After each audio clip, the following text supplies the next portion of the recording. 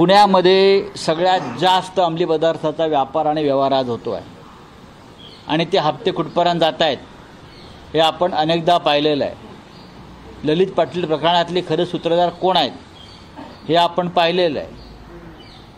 Porsche प्रकरणात car police आणि सगळी व्यवस्था यंत्रणा कशी विकली गेली हे देवेंद्र फडणवीस यांना माहीत नाही का? हां, पुण्याचे पालकमंत्री काय करतायत विचारा पालकमंत्र्यांना जाऊन। ते गुलाबी कपड्यात सध्या फिरतायत ना, ते गुलाबी कपड्यात फिरतायत, पण पोलिसांच्या डोक्यावर कोयत्याचे वार होत आहेत। ते रक्त मात्र लाल आहे सामान्य जनतेचं। असं आहे की आता 2 महिनेच राहिलेले आहेत। 2 महिन्यासाठी त्यांचा राजीनामा मागण्यात काही अर्थ आहे असं मला वाटत नाही। टोटल फेल्युअर आहे, सरकारचं फेल्युअर आहे। एका व्यक्तीला मी दोष देणार नाही। मुख्यमंत्र्यांपासून सगळं सरकार महाराष्ट्रात फेल गेलेलं आहे।